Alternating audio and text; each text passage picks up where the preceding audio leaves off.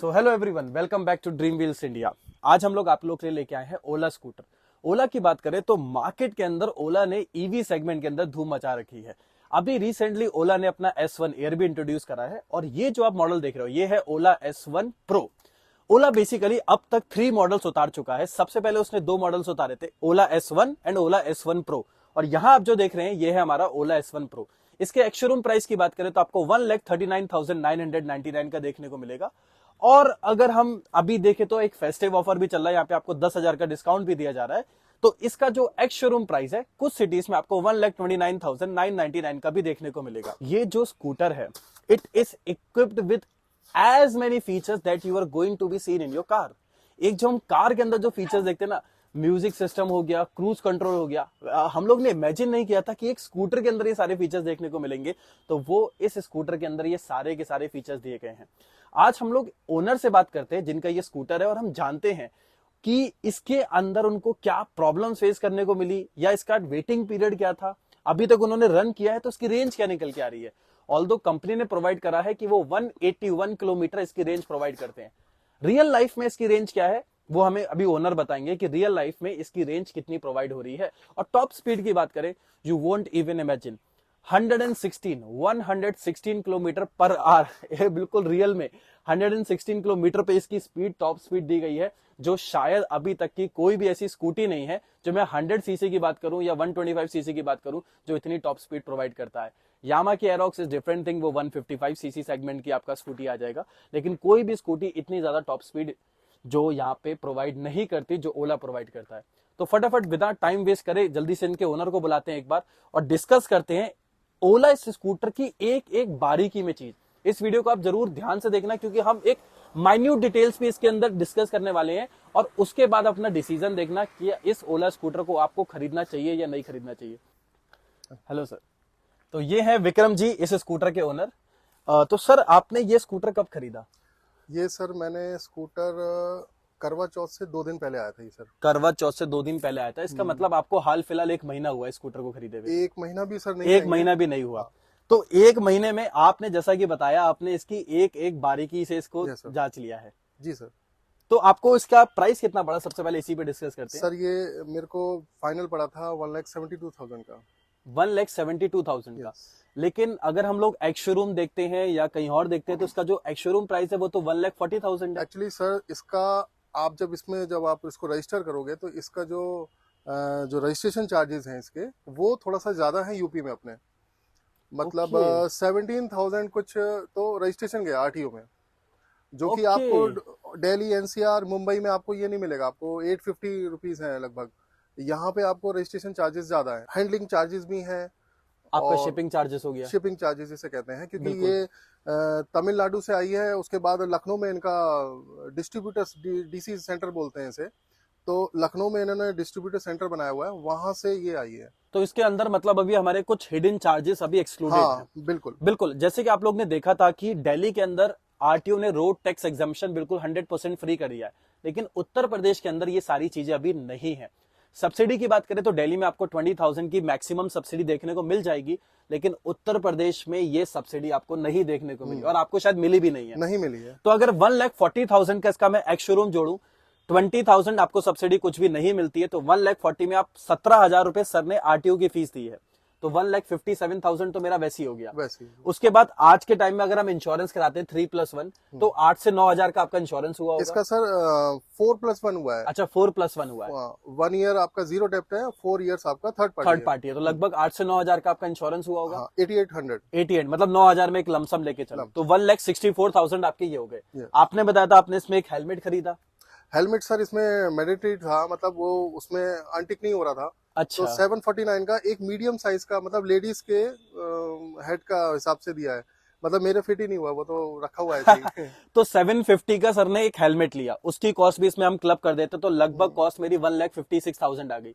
1,800 रुपए handling charge, 1,56,000 में 2,000 और जोड़ देते 1,58,000 आ गई। तो मैं राउंड फिगर करके आपका अगर मैं चार्जेस निकालूं एक नियर अबाउट, मतलब 1,58,000 कह रहा हूं, 1,68,000 आ गए और राउंड फिगर निकाल के 170 मान के चले, मतलब total on road Uttar Pradesh Bareilly में आपको ये 1,70,000 का पड़ने वाला है ओला का S1 प्रो। वहीं आप S1 लेना चाहेंगे तो आप यहाँ से 40,000 रुपए कम कर दो, क्योंकि उसका एक्स शोरूम प्राइस जो है वो आपका 1 लाख है, इसका एक्स शोरूम प्राइस 1,40,000 है। तो आप वहां से 40,000 रुपए कम कर दोगे तो वो आपको लगभग पड़ेगा 1,25 से लेकर 1,30,000 रुपए का ऑन रोड। आपको लगा नहीं कि मतलब मैं इतने का फ्यूल पड़वा लेता बाद में और एक एक्टिवा को पिक कर लेता जो ऑलरेडी मार्केट के अंदर इतनी ज्यादा है, यही क्यों चूज किया? सर मुझे थोड़ा सा अलग ही टाइप का स्कूटर चाहिए था, थोड़ा टेकी हूँ मैं सर एक्चुअली। जैसे कि सर का जो लैपटॉप का काम है तो सर टेक्नोलॉजी से थोड़े रूबरू ज्यादा है। अब इसके अंदर दोनों है, हार्डवेयर भी है और सॉफ्टवेयर भी है आपकी भाषा में। जी है सर। तो थोड़ा सा एआई मेरे को, थोड़ा सा आर्टिफिशियल इंटेलिजेंस कैसे है मेरे को पता करना है कि मैं जब उसका बटन दबाता हूँ तो इसका डिग्गी क्यों खुलता है अपने आप से। तो उसमें मेरे को तो सब समझ में आता है धीरा हल्का सा कि वहां से सॉफ्टवेयर के थ्रू उसने ऑन ऑफ करा और यहाँ पे मोटर से उसको मिला रिस्पांस तो उसने खुला वो। तो ये चीज मुझे देखनी थी। इसके अंदर म्यूजिक सिस्टम भी बहुत अच्छा है सर। बिल्कुल, इसमें 10 वॉट्स के 2 स्पीकर्स दिए गए हैं। ये एक प्रॉपर 10 वॉट का है और यहाँ पे भी आपको 10 वॉट का स्पीकर दिया जाएगा। यस। तो ये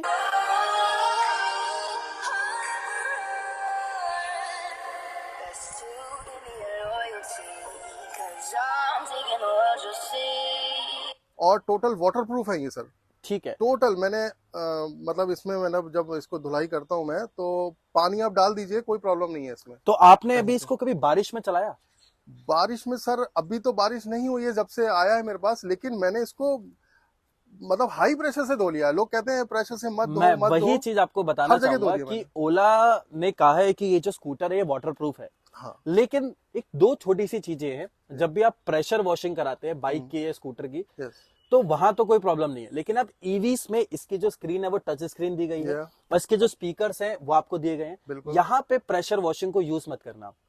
मतलब नेक्स्ट टाइम आप कभी भी इसको वॉश करो, घर पे करते हो तो कोई प्रॉब्लम नहीं। प्रेशर वॉशिंग से क्या होता है, जो हमारे स्पीकर्स का जो पतला सा आपने ऑलरेडी आप रिपेयर करते हो उसका जो तो डायफ्राम होता है उसका, हाँ उसमें वो चीज फटने के चांसेस ज्यादा होंगे। तो यहाँ पर और यहाँ पर प्रेशर वॉशिंग छोड़ के आप पूरे स्कूटर में कहीं पे भी प्रेशर वॉशिंग करा लो, कोई भी इफेक्ट नहीं होगा। हाँ सर, यहाँ पे ये भी है सर, ये जी। वो माइक है। माइक है तो इसके अंदर भी पानी घुस जाएगा अगर आप प्रेशर वॉशिंग करते हो, सर क्योंकि मैंने वो सब तो जगह कर दिया था, कोई कोई बात नहीं, लेकिन नेक्स्ट टाइम से इस चीज को हम लोग ध्यान में रख सकते हैं।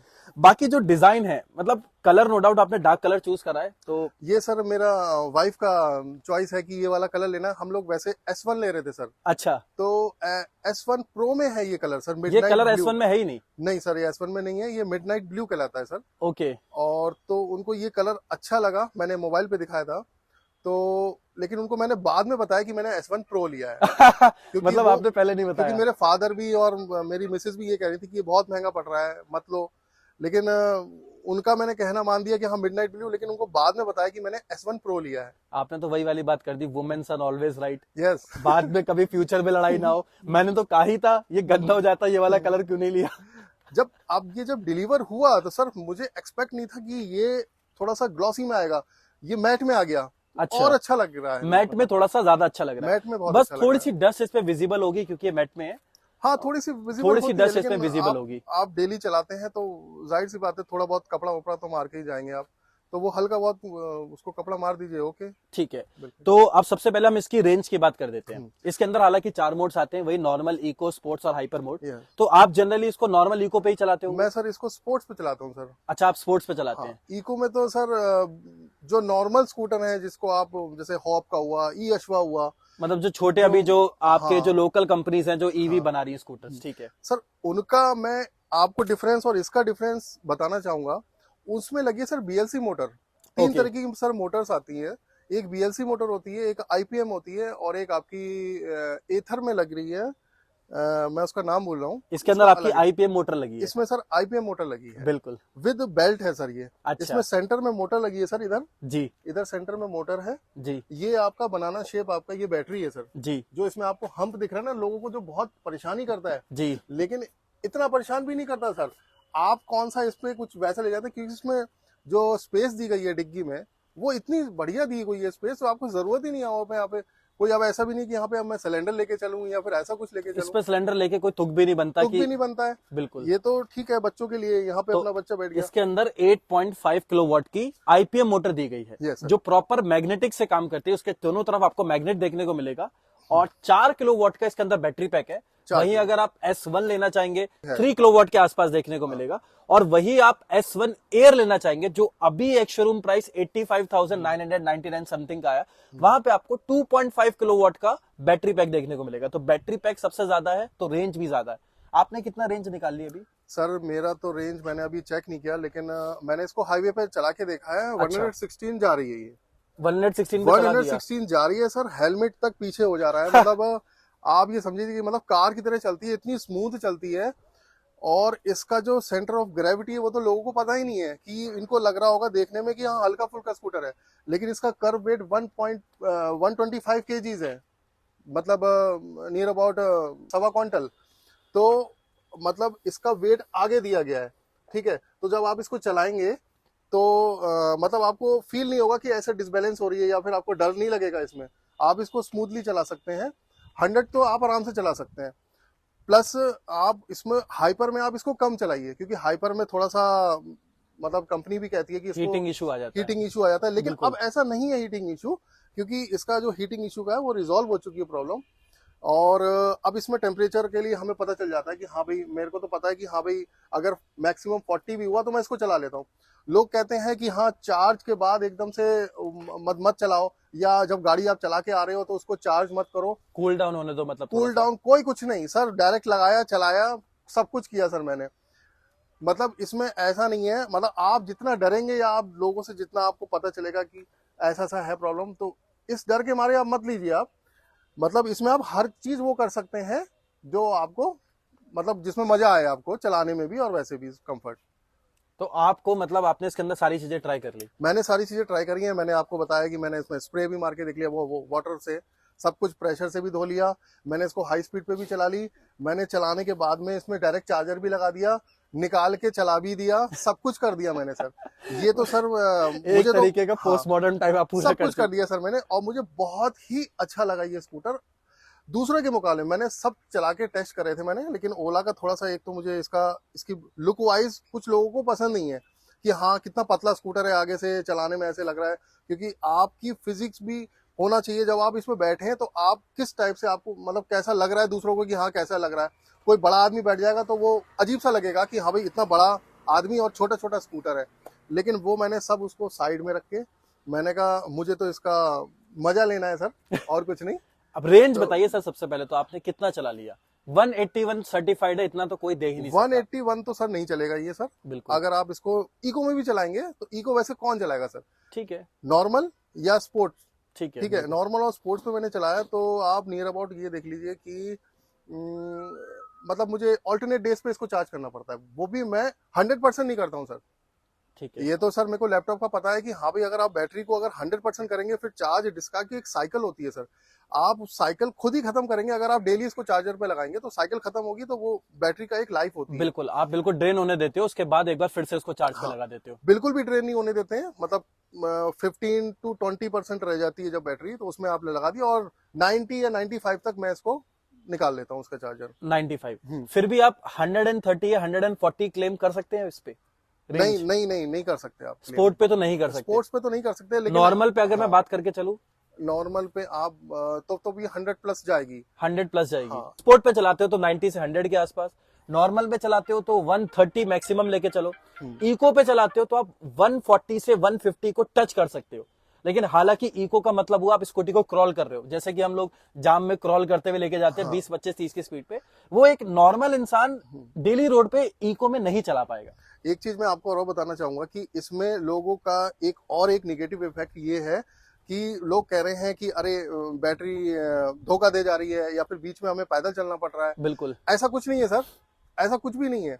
अगर आप अब फिलहाल अब मैं कह रहा हूँ कि अब जो आ गया इसके अंदर टेक्नोलॉजी, जैसे मैं इसको हाइपर में चला रहा हूँ या इसको उसमें चला रहा हूँ, नॉर्मल में चला रहा हूँ, जब बैटरी इसमें इंडिकेशन आता है वो ऑटोमेटिकली इको मोड में आ जाता है। इको मोड होने के बावजूद ये आपका 24 किलोमीटर चली है सर, आपको पैदल नहीं होने देगी सर ये। अच्छा, हाँ। और दूसरी चीज मैं आपको बताना चाहूंगा, इसके अंदर एक ऑक्सिलरी बैटरी भी दी गई है जो आपको पता नहीं होगा। वो ऑक्सिलरी बैटरी काम कैसे करती है? मान के चलो आपका 100% बैटरी पूरी खर्च हो गई, अब आप सोचोगे कि 100% बैटरी खर्च हो गई, मैं छोड़ के गाड़ी कहीं चला गया, मैं वापस आया, मैं इसका लॉक कैसे खोलूं? क्योंकि इसको 100% खर्च हो चुकी है।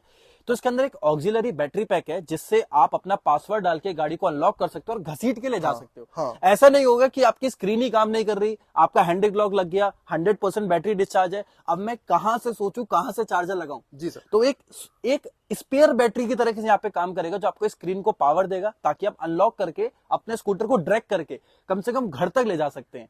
तो ये चीज काफी अच्छी है कि एक ऑक्सिलरी बैटरी पैक तक इसके अंदर इंस्टॉल करा गया है। वो BMS जो इसके अंदर होता है, बिल्कुल वो उसको ऑपरेट करता है। बिल्कुल, आगे जो इसके अंदर BMS दिया गया है। हाँ, तो उसमें क्या होता है ना सर, मतलब आपको लगेगा कि फुल खत्म हो गई बैटरी, जी। लेकिन वो थोड़ा बहुत बैकअप स्टोर रखता करके है, रखता है। स्टोर करके रखता है, जिसको सर कह रहे हैं कि ऑक्सिलरी बैटरी। तो उसमें आप अपना लॉक अनलॉक कर सकते हैं आप। बिल्कुल मतलब ऐसा नहीं है कि बिल्कुल ही लॉक हो गया।